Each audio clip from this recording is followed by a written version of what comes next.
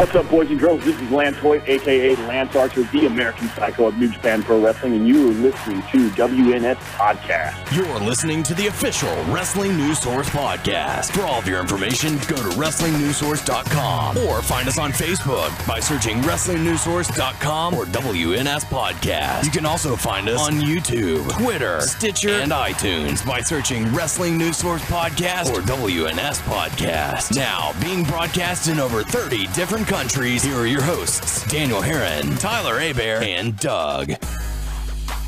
That's right. What's up, everyone? I am Daniel Herron. I'm Tyler Abear. I'm Doug. And we welcome you to episode 129 of the official podcast for WrestlingNewsSource.com.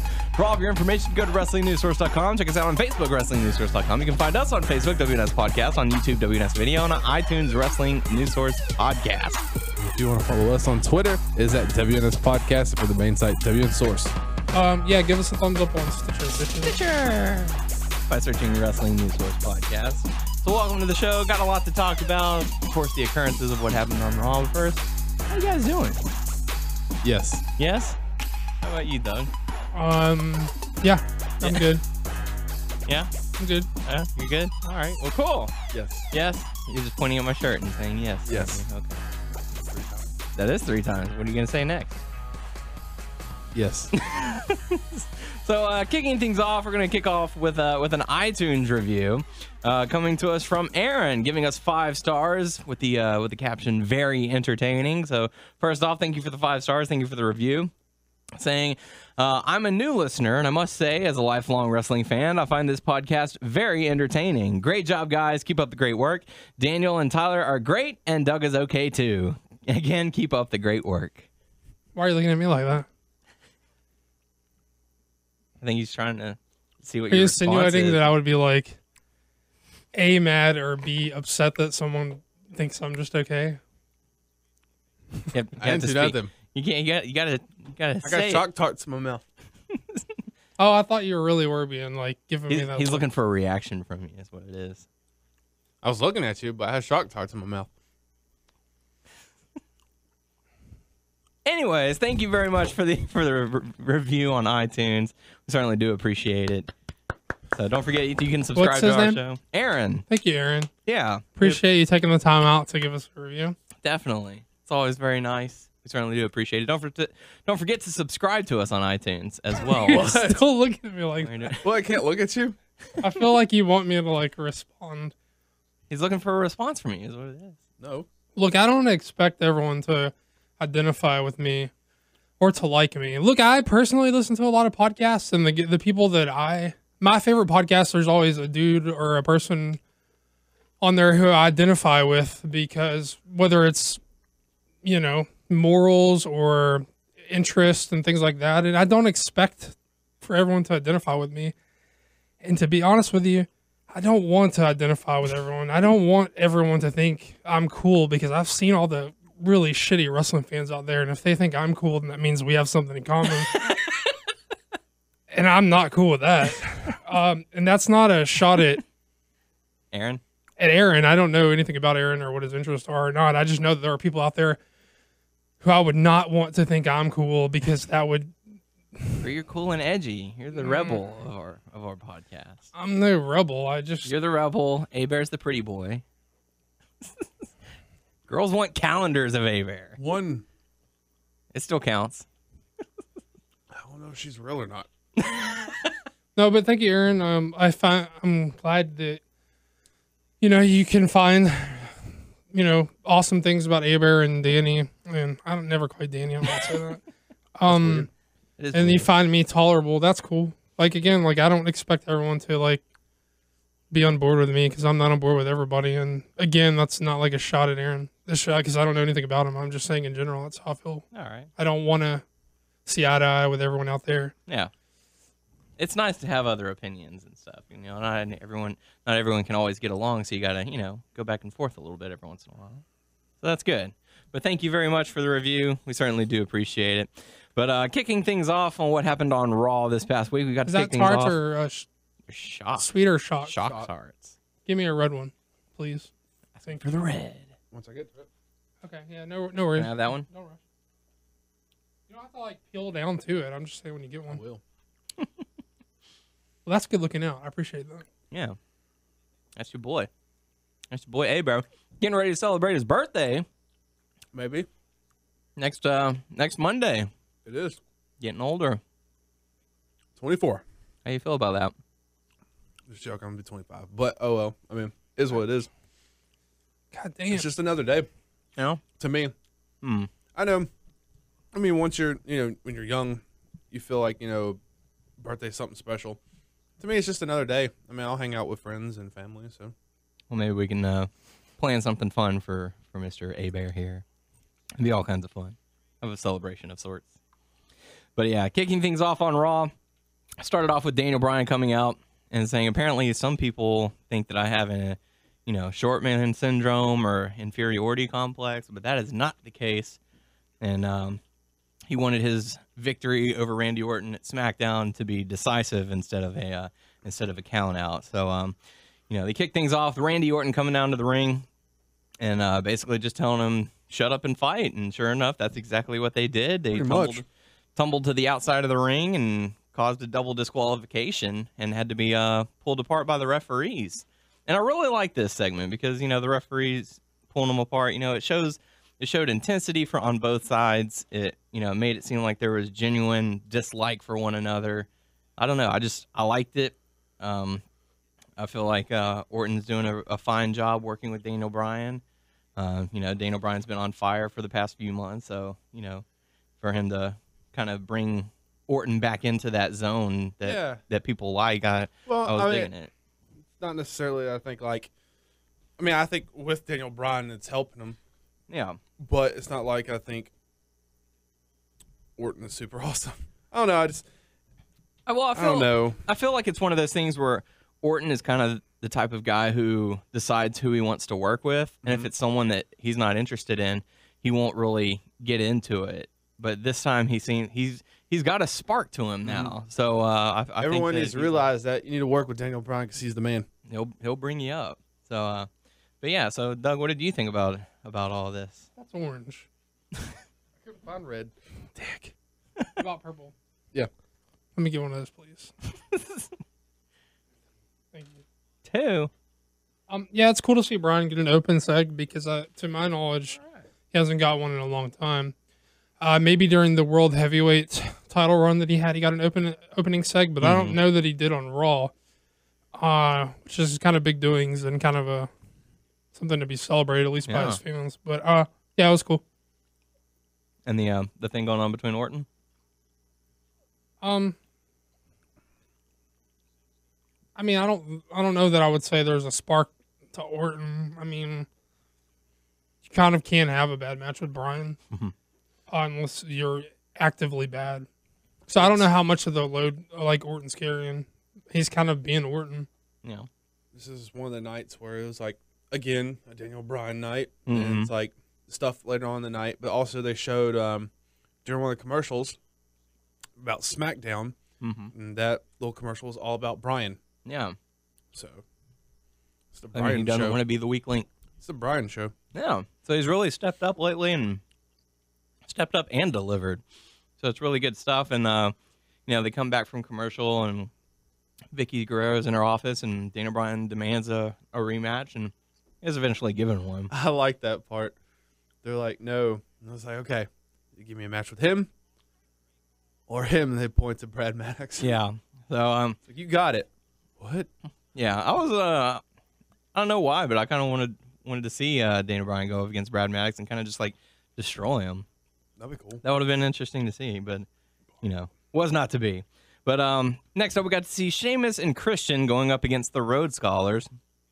Sheamus and Christian end up getting the victory on this one. I thought the match was okay. Once Sheamus got tagged in, he was on fire. He just, unloaded on Damian Sandow and Cody Rhodes. Seemed like he picked up some intensity as well because he was hitting pretty hard that night. But what do you think, Doug? The match was fine, but I think there's a better use of Christian. I don't think he needs to be inserted into this feud. Much rather see him feud with a guy like Cesaro because he's enough of a name and enough of a fan favorite to push a guy like Cesaro into a undoubted main eventer. I think that'd be cool. Yeah, And it's just kind of sad to see like where the Rhodes Scholars are right now. Like it seemed like they might be getting ready to split them up for the near future because they had a miscommunication that ended up costing them the match when Cody tagged in and couldn't get in the ring because Damian Sandow was in the way. But I don't know. I'm just curious to see what a while back looks like Sandow was going to go up, Yeah. But and they'd split up and we're just going to remain good friends and all that, and then a few weeks later we're back together again. God damn it, Kane and Brian are the ones I want to be like the best friends for life, even after they split up. Like I don't care about Rhodes Scholars. I have no emotional investment in those guys. Yeah. They don't make you laugh as much as Kane and Daniel Bryan did.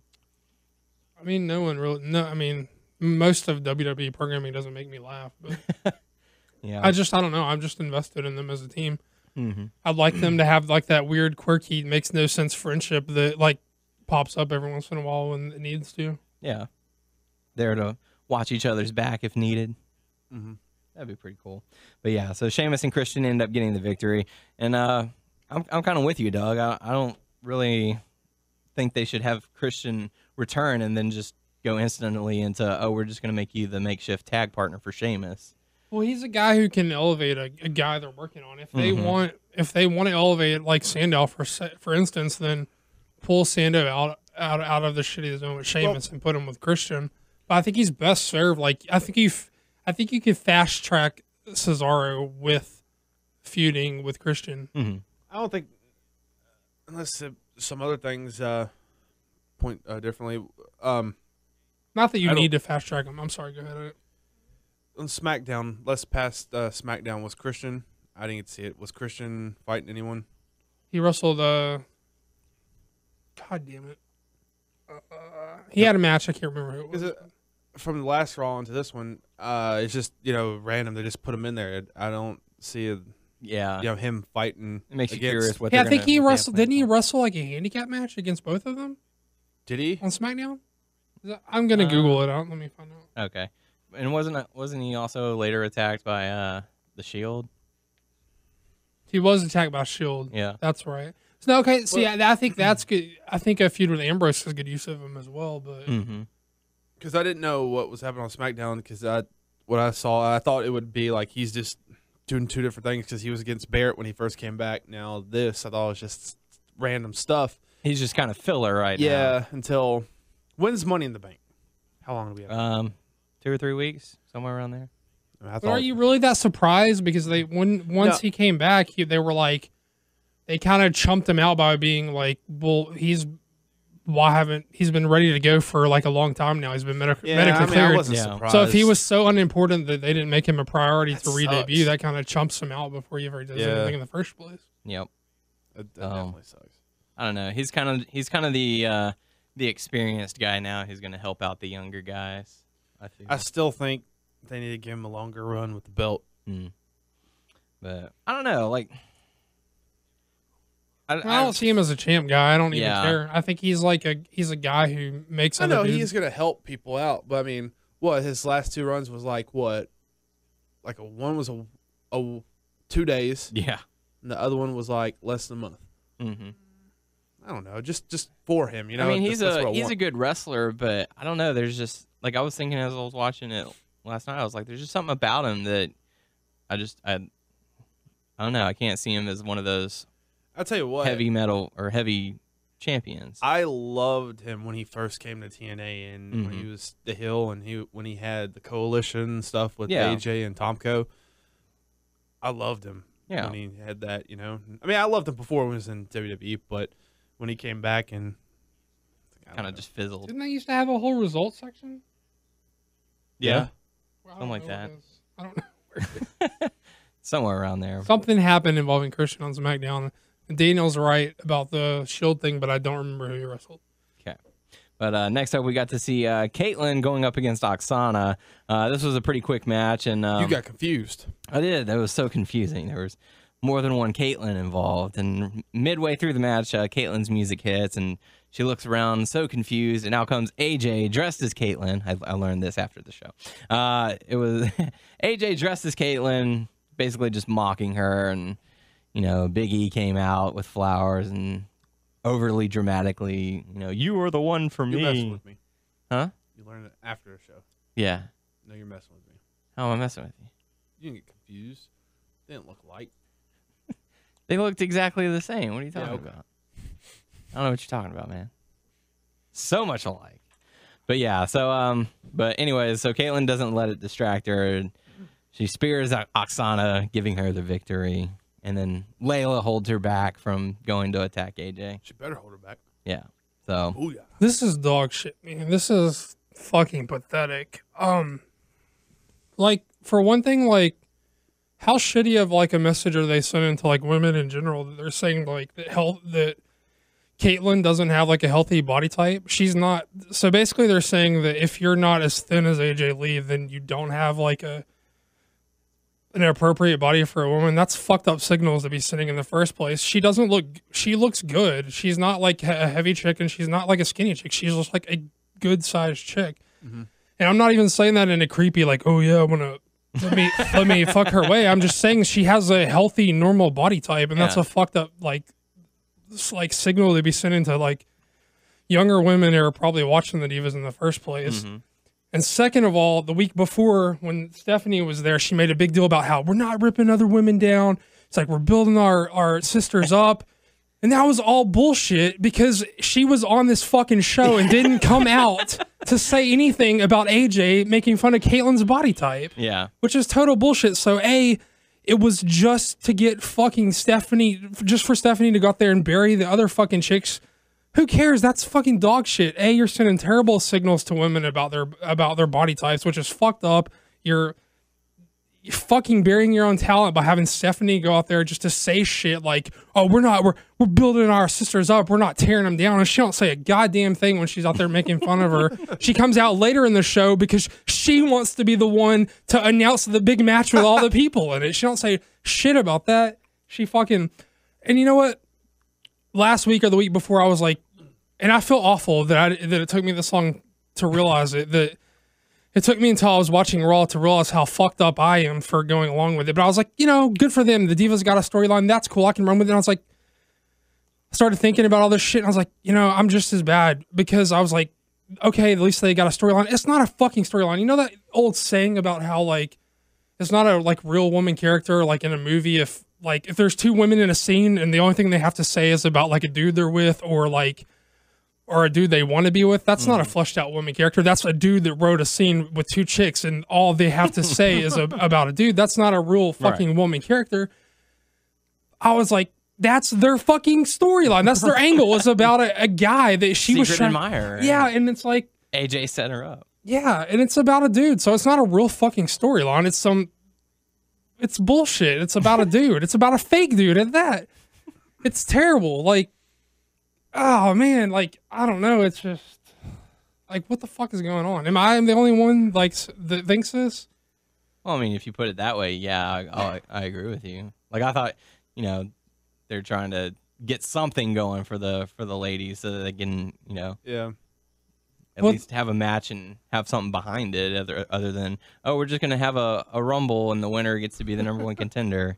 But it's about but it's about a dude. Like it's not like present it to me as competitor A and competitor B don't like each other for a reason that doesn't involve like a man or like a fake man. Like I don't think that's just too much to ask. Have them versus each other. Don't involve the guy. Well, I mean, they were friends in the past, and then they started out where she was like, "Well, you weren't there for me whenever I couldn't decide which dude I was fucking."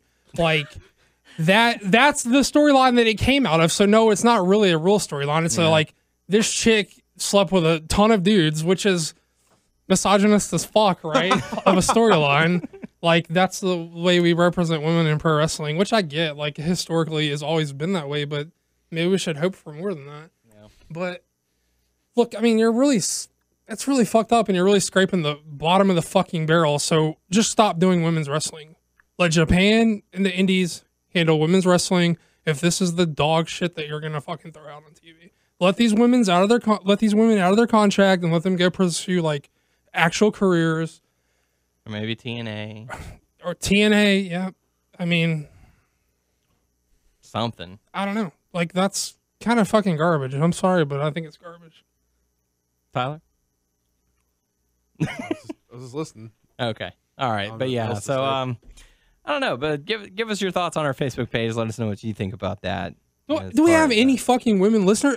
Weigh in if you're a woman. We want to hear from some women who listen to our show. Maybe that we don't have that audience, maybe, but I know that we've seen at least a few. Yeah. You weigh in on the issue. I want to hear we've from. had some. I want to hear from girls, from females, on this issue, please. From the ladies. That'd be Doug cool. wants to hear because from I the would really ladies. like. Are you cool with being represented this way? Or are you cool with being told that if your body doesn't look like AJ Lee, then there's something wrong with you? No. Okay. But next up, we got to see Chris Jericho going up against Alberto Del Rio. And I didn't get to catch all of this matchup, but a lot of people were saying it was pretty solid work from both people. This match ended with a disqualification after Ricardo struck Jericho with a bucket, causing the disqualification. And then Dolph Ziggler came out and attacked Del Rio, and then Jericho as payback for what happened on SmackDown. It's not official Ziggler turning face. Well, Ziggler attacked Jericho because Jericho delivered the code breaker on SmackDown and cost Ziggler the match against Del Rio on SmackDown. So, but what did you guys think about the matchup?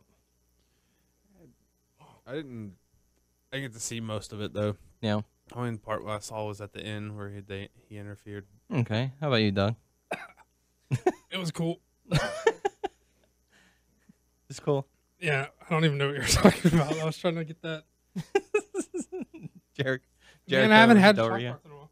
Yeah. Oh, it was fun. It was a fun match. Okay.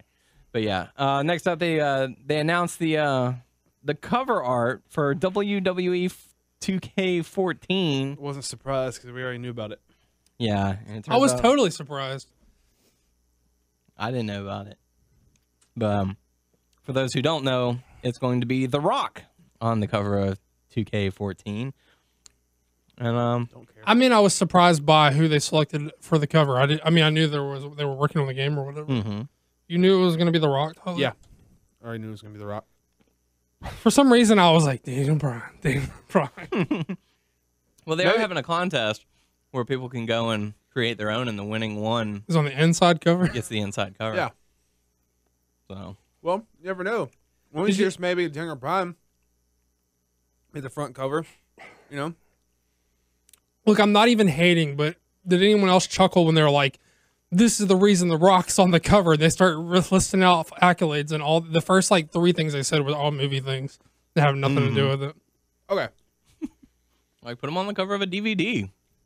Hey, he's on a lot of DVD covers, right? Yeah. Okay, I know back in the Mania. past he was on a lot of covers because he was the main guy. He's been in and out WWE for a while. 2 years ago, they had a special edition. That was The Rock, Yeah. which me and Doug got. Mm-hmm. We should say that we stupidly got it. Yeah. And we fully admit that we were stupid, and we fully admit that we knew we were stupid as we were doing it, but we did it anyway. Yeah. Just for the And you special shouldn't do it. Yeah, Yeah. you shouldn't do it. Unless this new company gives you a better special edition coming up. But I don't know. I don't see a need for The Rock on there, or at least have like multiple people, you know, Yeah. instead of just The Rock. Have The Rock in one of the corners and Yeah, they have can some of do the more that. current guys. Toss up that Brad Maddox cover. Yeah, I like that one too. I like that one. Some people want to see Fandango on there. You know. Yeah, whatever. But, you know, we'll dive a little bit more into WWE 2K14 a little bit later on the show. Tyler's favorite part of the show, because we've got that coming up. But, yeah, next up we got to see Ryback going up against the Great Khali. And, you know, just to show that Ryback was back. Jack. Needed his heat back after the loss. Huh? He needed his heat back after the loss. Yeah. And, you know, went up against the Great Khali and... Yeah, I thought it was weird because like he didn't come out like before Orlo after the match to do a promo, but it was explained in the night what he wanted though. Mhm. But it was like he just defeated him, just walked off, and I was like, you would think he would want to talk more about John Cena and all that stuff. Yeah. But later on, Yeah, he did cover that a little bit later on in the night. But, yeah, I mean, I don't think it's enough, though. to talk about? I mean, just because you stomped around a circle a couple of extra times than you normally do with Khali. I mean, we've already seen like Cesaro do impressive as fuck things with Khali. So I mean, that's kind of like an afterthought. Yeah. And it looked to me like after the match, whenever Ryback stood back up, after pinning him, it looked like he kind of, whenever he fell to his knee, I thought he was about to like black out or something. Like maybe, oh man, he went a little too hard carrying around Khali like that. But yeah, just I don't know. I felt like the match was kind of forgettable. Nothing really special about it. Just Ryback coming out and getting a win over the Great Khali, so that he has a reason to want another championship. Did you like match. the tag team entrance of Great Khali and Hornswoggle both at the same time coming out and going like this? No. So next I liked it. I'm not gonna lie. I thought it was cool. Joe Cool. I thought it was cool. So, but next up, we got to see John Cena come out and cut a promo about how. Look, this is a podcast, so it's all audible. Yeah, but audio. if you could have seen like the joy in Tyler's face as he was expressing his love for that entrance, it would have melted your fucking heart. That's why the ladies love him. I think I'm slowly liking Khali more. You are. Every week you've gotten a little more fonder of him, all because he put on a suit and leaned up against the barricade. It wasn't a suit. It was a nice t-shirt and some nice jeans. shirt. And he looked really cool against that. It was one of those like spandex t-shirts. He looked really cool. I'm not gonna lie. Joe Cool. Yeah, Joe Cool. Hey, fuck the haters, A-Bear. Like what you want to like. There you go. Don't let anyone tell you otherwise. Except for us. We're gonna make we're gonna make so much fun of but you. no one else. That's right. So, but next up, we got to see John Cena come out and basically give a recap of what Mark Henry did last week. Basically saying he disgraced himself, his family, and all the retired wrestlers who had to come out and give a speech like that. Other than that, I don't feel like he really sold too much as far as, oh, I got tricked, and I'm not going to let that happen again or anything like that. But I don't know. Anything to touch base on? I thought it was perfectly fine babyface promo. I mean, I have no problems with it. Okay. How about you, Tyler? Anything? No, nothing really to point out. Okay. Well, next up, we got to see the Usos come out, go up against Tons of Funk and 3MB to determine the #1 contenders for the Tag Team Championship. This was a really short match for what was supposed to be a triple threat tag team match, but the Usos end up pulling off the victory after what it looked like was going to be a Tons of Funk victory, but Usos pulled it off. So, anything? No, I mean, Just you got to short- have a babyface team to challenge Shield, and I think they're the best option. Yeah, and I like that they're getting a little more airtime, and I like their intro, but yeah. It is good that they're doing this because I don't know why, but I pretty much just picture that the Shield just going up, beating other people up, and not really defending the titles. That's how kind of how I pictured it. I don't know why, but I'm glad that they're doing this though. Yeah. So at least they have an opponent for Money in the Bank. Next up, we got to see Paul Heyman come out and ask to speak to CM Punk face to face, giving his explanation as to what happened. Punk asking for once in Heyman's life to actually tell the truth for the sake of his children or on the lives of his children, and Paul Heyman denying that he sent out Brock Lesnar and he doesn't know why he was there. But I thought the promo work from both of these guys was really well done. The crowd was very quiet while all that was going on, and I felt it gave a more realistic sense to it. I think they went with the more interesting approach. But that being said, I'm not sure how much I like it. It's definitely a lot more interesting than, yeah, it was me, motherfucker. I sicked them on you. What are you gonna do about it now? But felt a little weird. I'm not sure if I like it, and I'm not sure how I feel about it really, other than what was the point of Punk doing the whole spiel about the Heyman shit and like, For those who haven't seen the DVD, I guess. yeah, but that didn't really even like segue into what he was talking about. It's like the opposite of it's the opposite of what he's talking about. And second of all, that shit was cool whenever you were like a scrappy, underused guy who is about to chunk the deuce and say, fuck y'all, I'm out of here. You're not using me right. But now that you're like the number 2 guy in the company, it's just a little whiny to be like, nobody wanted me to succeed. Mm-hmm. I'm kind of fucking tired of hearing you say that. So like, Punk, you're the number 2 guy in the company. Like, you can't use that bullshit card anymore. Well, I think it was saying, in a sense that he was trying to say, look, you put all this time and effort in me, and I succeeded because of it, and now you're willing to just throw that away because, I upset you.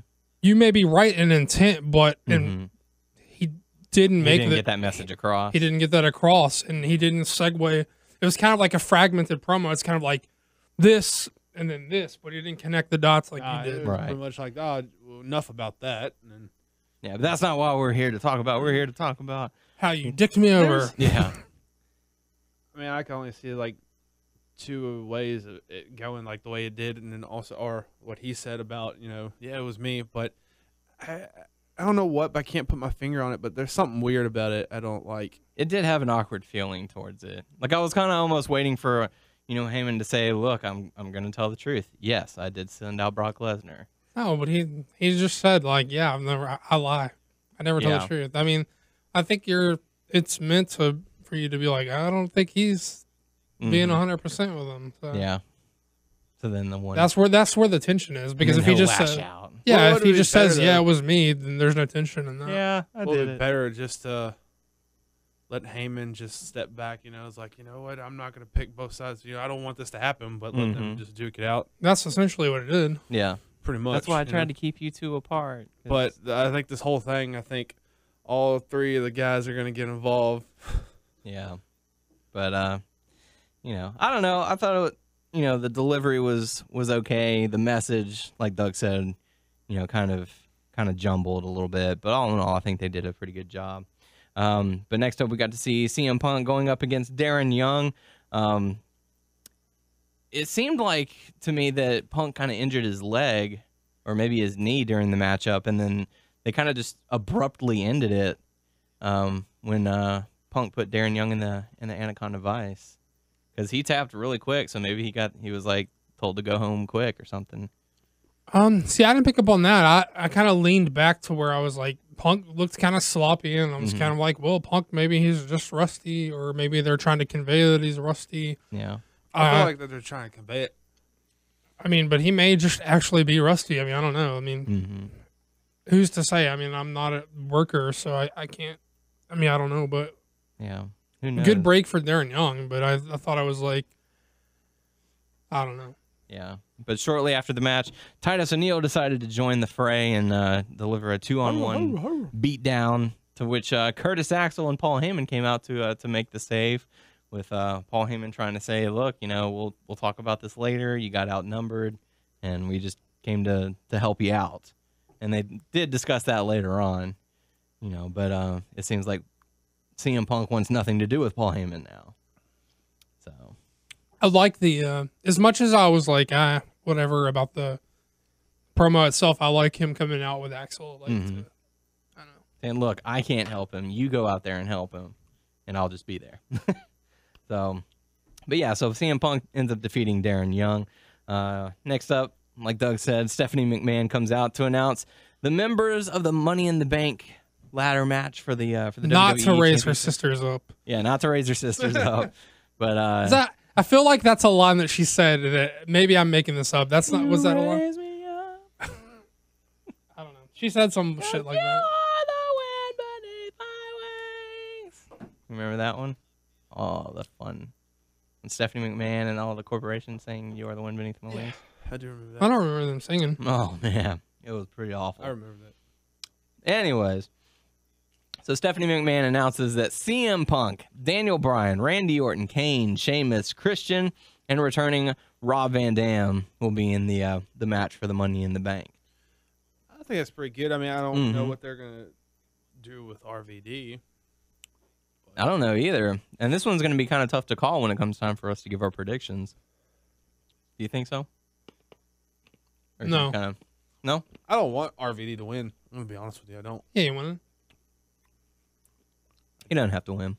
They'll probably set something up for a feud between RVD and someone in this matchup.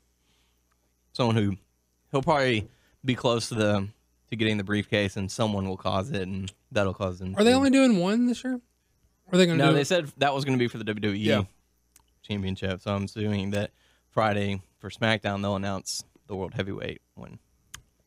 Or tonight. We can probably read spoilers right now and figure it out. It's possible, but I mean they just got started, so who knows? Oh, yeah, we're early tonight. Mm-hmm. We're on a schedule.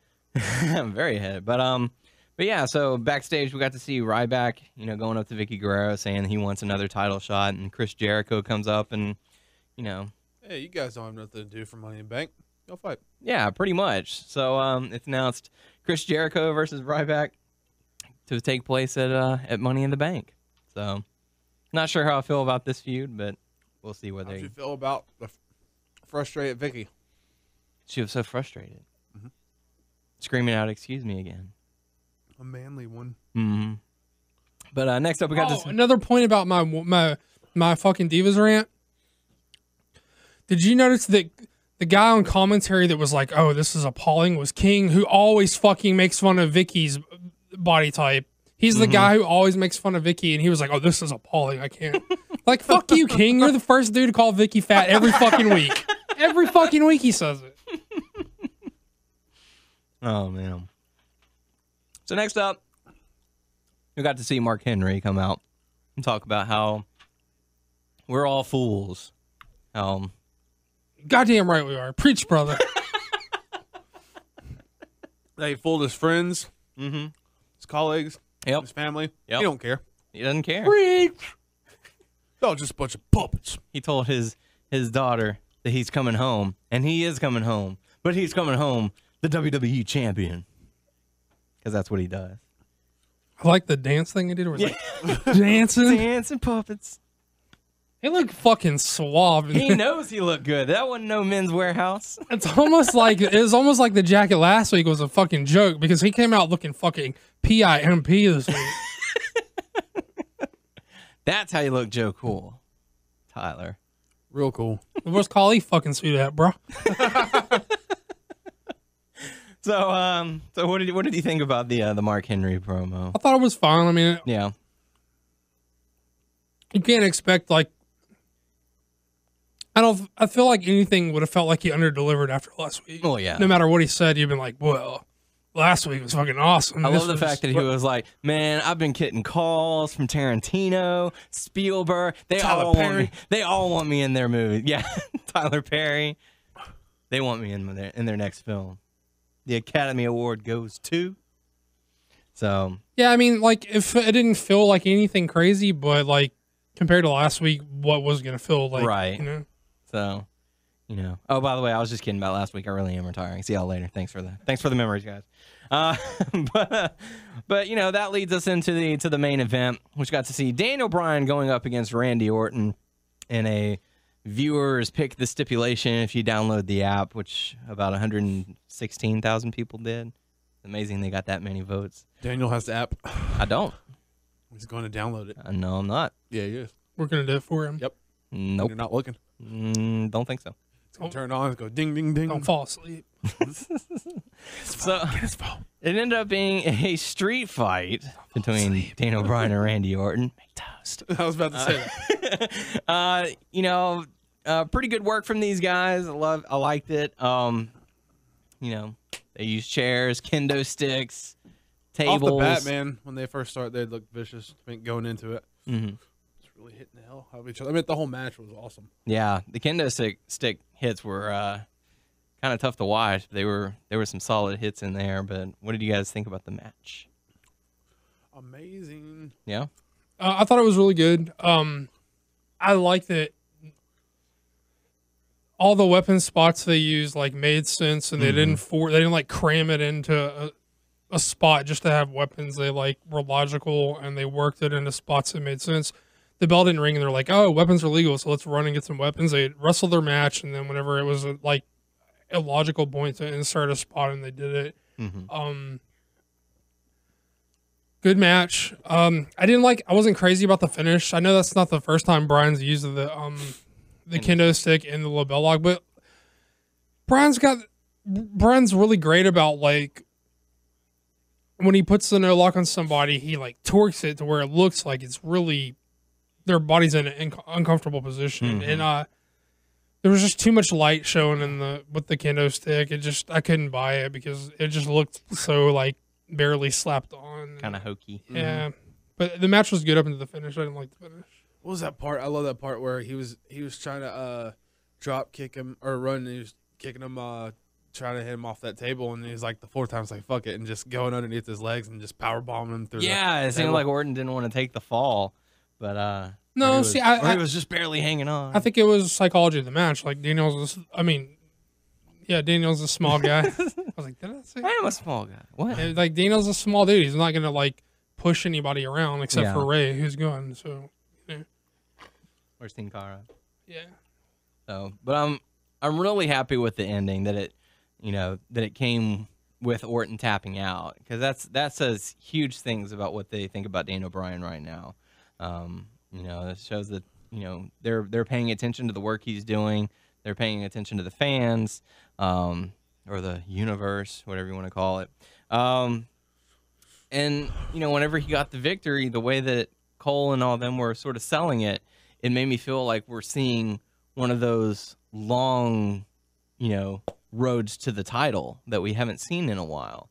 One of those long builds that eventually, maybe at like SummerSlam or something, he'll get his championship match. And well, that's not even really a super long build. That's just a few months, right?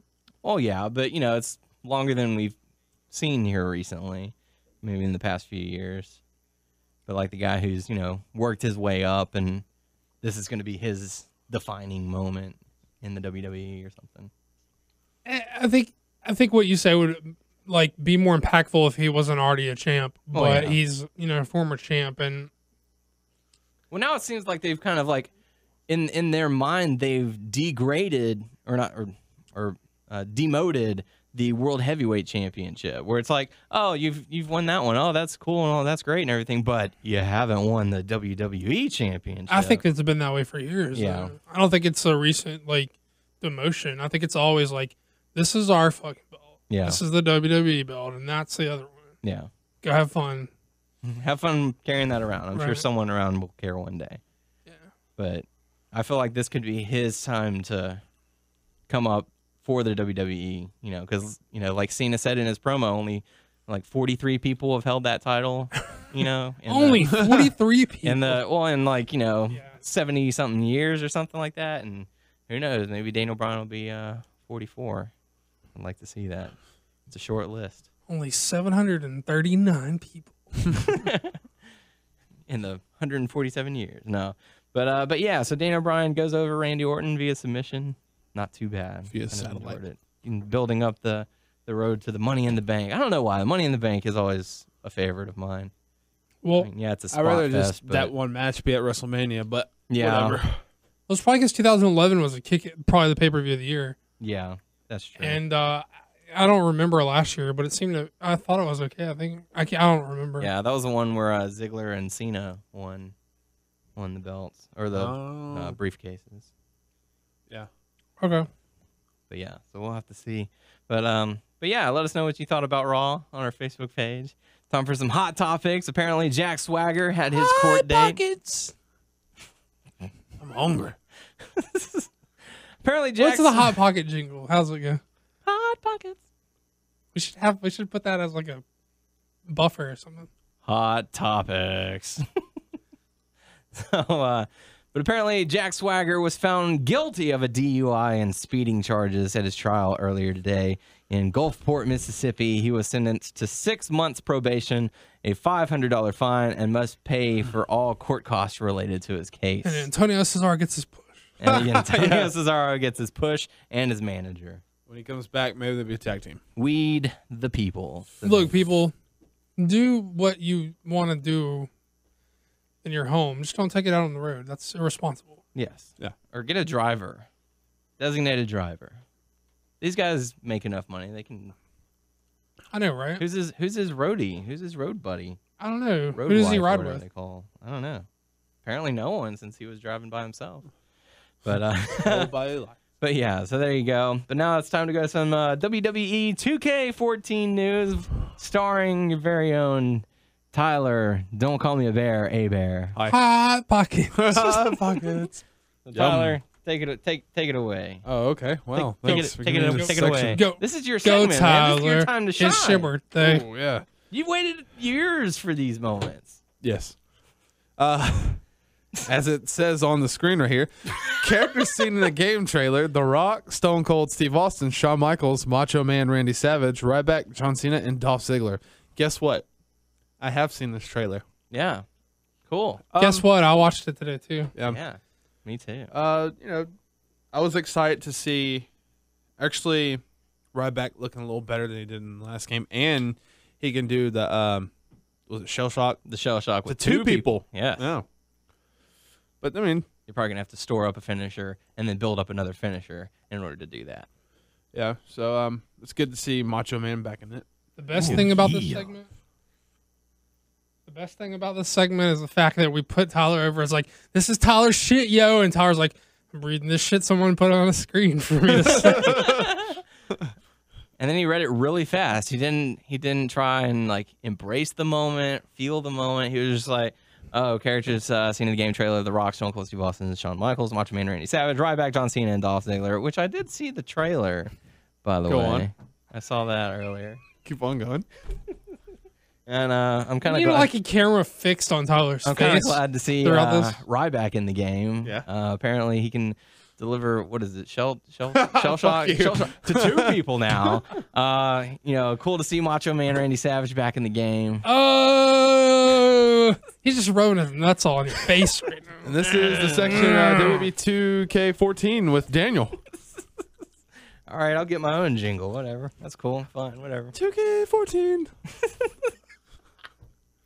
Anything else to add from there? Nope. Mr. A. I'll let you know next I week. just want, I Alright. want Tyler in like a black smock with the lights around him doing the in the year 2000 thing. I want him doing he's gonna say 2K14 in that voice. Put a fucking black sheet on, bitch. WWE 2K14. I don't know. That's a fucking tout if I've ever heard. We'll work on it. There you go. So it's time to go. Wow, this has been a pretty short show. We're kind of just running through here, huh? Not too bad. But time to go into the Q&A portion of the show. Your questions, our answers. Our answers. First question coming to us from Thomas. Drop it low, son. Drop it low, son. Drop it low, son. Saying, do you think that the WWE has put much emphasis on the Intercontinental Champion Curtis Axel's lineage, and do you think it will help or hinder his career? After all, the third-generation stars such as The Rock and Randy Orton have seemingly been able to make a bigger name for themselves after they ditched their association with their heritage. So, I don't think it's lineage. really doing. I don't think it's really the title's really like doing Not anything really. to help him. well, not with to that. mention it's only been like 2 weeks. So Yeah, but I mean, in those 2 what are they going to weeks, what has focus he on done? now?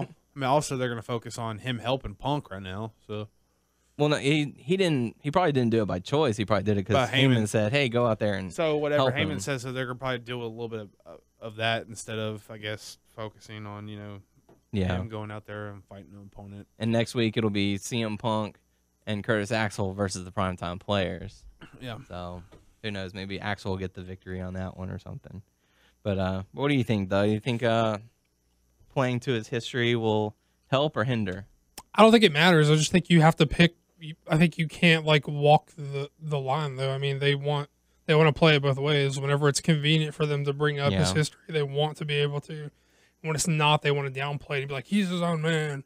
I think you got to pick a clear direction and go with it. I don't think it matters so much of which direction you pick, is that you actually fucking pick one. Yeah, I don't know. It's going to depend on what he does with the character. Because I mean, look at what happened to Ted DiBiase. They gave him the $1 million belt. They had his dad come out and teach him and all that, and Virgil. then he got injured, and Then he was a man of the people hanging out in the parking lots. Yeah. Still the nothing. DiBiase posse or whatever happened to that. Yeah. So I don't know. It's all going to I think depend you can on. still get those shirts for like $3. I mean, it's really gonna depend on him and how he adapts his character. So we'll have to see where it goes from there. But thank you, Thomas. Next question. What? Oh, that's one more piece of gum. Okay. Next question coming to us from Nathan, saying, I'm sure it's been discussed many times over, but there is talk of Undertaker coming back for SummerSlam. Hey, is this Nathan, our Stitcher guy? It is. He made a mention on the comment that he gave us the thumbs up on Stitcher. And he thinks that's all it is, I think, right? Yeah. If you've got Stitcher, give us a thumbs up. Definitely. Tyler wants so many thumbs for his birthday. Come on, guys. Yep. Come on. I'm going to be 25. He's such a good kid. Like, help him out. Give him some thumbs. I don't want too much for my birthday, but I want some thumbs up. I heard he wants iTunes reviews, thumbs up on Stitcher, and Facebook.com/WNS Podcast likes. That's all this kid wants. Please. And a Keyblade. Yeah. And a Keyblade. Yeah. What the fuck is a Keyblade? So Nathan says, I'm sure it's been discussed many times over, but there's talk of Undertaker coming back for SummerSlam. Now that Christian is back and soon RVD will be back, and that with The Rock's appearances through last Mania, do you feel that the nostalgia trip is anything but a short-term pop to increase ratings? I mean, these guys were awesome a decade ago, and don't get me wrong, they still are. Are they here to push new talent, or is this a no-win situation for the underused talent? Add them to a returning wave of NXT recruits, and they overshadow people that are on the active WWE roster that barely get any lumberjack TV time.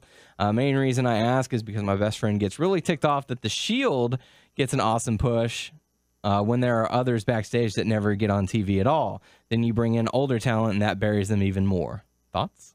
Well, I agree to an extent. As far as it's kind of like a temporary fix.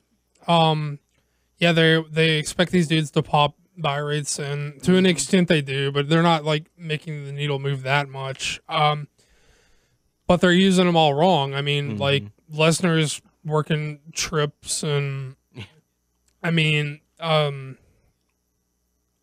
well, he worked trips. He works Cena. Like Rock works Cena. Like these fucking dudes. Like the reason they need someone to come in part time and try to pop a buy rate is because they don't have anybody on their own roster that can do that. To make a guy be able to do that, you got to fucking put him over these other guys and make him feel like a big fucking deal. So it's like a Band-Aid on a problem that they don't want to go ahead and fix properly. Like it's going to be the same with RVD.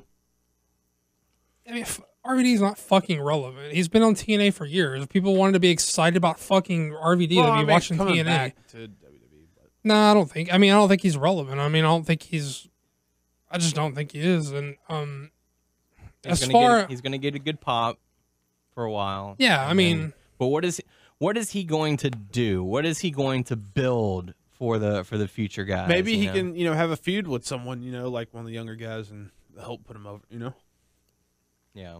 As far as the other stuff he was getting at about like Shield coming over guys who are already on the roster, but okay, that's a whole different ballgame. That's not the same shit. That's like these guys are more talented. There are varying degrees of talent. There's not like a line that you say, hey, motherfucker, you jumped me in line. Like, it's like they're going to put the dudes that are more talented on air before dudes who aren't. Yeah. I mean, I'm just saying, if you think that the Shield is of the same caliber as Ted DiBiase Jr., then what the fuck are you talking about? I mean, that's like, he was here first, but that doesn't mean he has a right to be used first. I mean, and a lot of it, I think, comes from, actually, a good answer would be what JR posted on his blog not too long ago. Yeah, I read where someone asked about that, and then he was like, listen, some people, they show up to work on time, they're ready to go, they don't cause any trouble, and then other people are like, I'm going to be here whenever I feel like it, why aren't y'all giving me a push? Like some people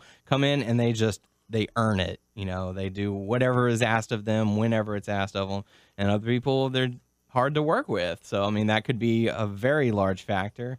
They said that was the reason why Percy Watson was let go. Athletic dude, a lot of charisma, but, showed up whenever he felt like it to training and stuff like that. Yeah, but come on, like, without even getting into that bullshit, if you're telling me that you believe that a guy like Percy Watson is as valuable to this company as a guy like Dean Ambrose, I would be like, what fucking show are you watching? Right. Because I watched NXT with fucking Percy Watson on it, and he made me giggle like twice.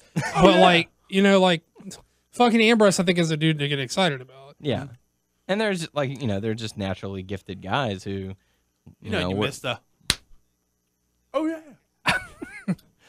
Another reason why we need to have cameras on A-Bear at all times. Do your Do your dog bark like what's his name? Ho, ho, ho. No, do it for reals. I don't remember how that's. You fucking. We got to put your hands up like that. You got to get into it. Get into it. Okay, man. I used to do it differently, but now I do it like Daniel now. I don't even remember how I used to do it. You can't copy me. You just got to. You do it so much, it's like stuck in my brain, so I have to do it like you. I'm like, hey. Do it like Titus O'Neil does it, not how Daniel does it doing Titus O'Neil. That's the Titus O'Neil way. You do it just like Titus O'Neil. All right, so he's not going to do it. Nope. All right, well. I got to work on it. I'll do it next week. Okay, we'll see about that. But thank you for the question, Nathan. And once again, we do appreciate you tuning in on Stitcher. Hey, dude. Thanks for figuring out that Stitcher shit for us. We appreciate that. Yeah, that helps a lot. Big ups, Nathan. Final question coming Nathan's to us. he's our social media figure outer guy, and Loson's like our. Well, he won for Bound for Uli, but he's also like our statistician, like fact checker guy. Oh, yeah. Because when we've talked about The Miz, I forgot to bring this up, but when we were talking about The Miz being the king of the pre-show, motherfucker like proved it with facts. Yeah. So Good stuff. start doing a bunch of shit for us, and you can have a position too. Yeah. Where we will credit you on air, but give you nothing else. True. So there You will get your own name. So there you go. Well, Nathan Stitcher, insert last name. Final question coming to us from YouTube, WNS video, from lowercase x, uppercase x, lowercase x, Deadpool, lowercase x, uppercase x, lowercase x, 95. Anyways, question is, what is your favorite wrestling game ever made? No Mercy. Shoot. I don't have one. Not SmackDown versus Raw, not WWE 12, not... It's like, I think back in the day I would have a favorite, but now it's like, what mood am I in to play which one, you know? Yeah. I don't think I have a favorite. I think there's one game that could have been my favorite if I got into it and learned the controls is Fire Pro Wrestling. That was for PS2. Nice. So much stuff for that. Well, that was like a 2D game. Huh, Doug? I played it, but I couldn't learn it, though. There was a lot of stuff you could do on there. It was awesome.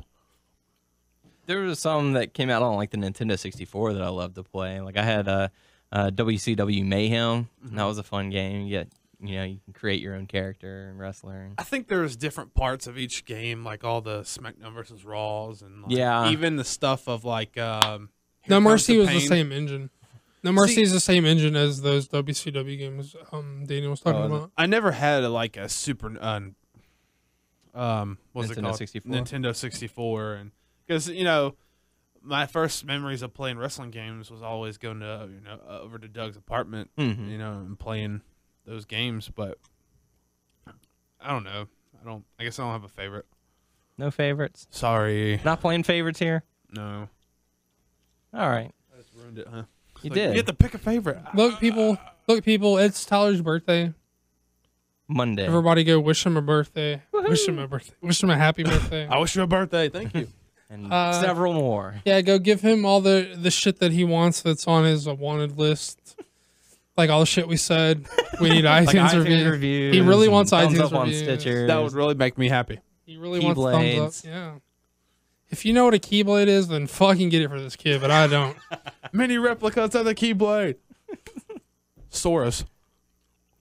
Like some kind of sling for dildo or something. It's Kingdom Hearts. Oh.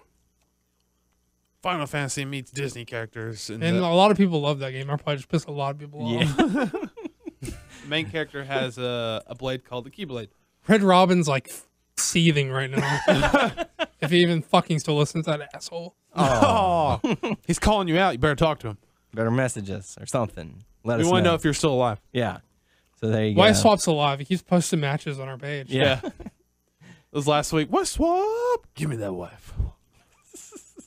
So there you go. Thanks for the question. To submit your questions, head on over to our Facebook page, WNS Podcast, our YouTube page, WNS Video. You can also check us out on WrestlingNewsSource.com, WrestlingNewsSource.com on Facebook, and Wrestling News Source Podcast on iTunes. If you want to follow us on Twitter, is at WNS Podcast, and for the main site, WN Source. Hey, be like Nathan and go and give us, his name's Nathan, right? Yes. Give us thumbs up on Stitcher. Stitcher. Please. WNS Podcast. Wrestling News Source Podcast. Whatever. Yes. Okay. Figure that shit out. You'll find it. Ask Nathan. He'll tell you. But yeah. And also give us iTunes reviews. We certainly appreciate it. All kinds of good stuff. Appreciate it. Yeah. Good times. Yeah. Happy early birthday, Tyler. Thank you. All right. I'm in love with a stripper. For the podcast crew, I am Dane O'Haron. I'm Tyler Aber, and I'll step on your grass. Jerome. Oh my God, what the fuck is wrong with these kids? Bye. And we will catch you all next week.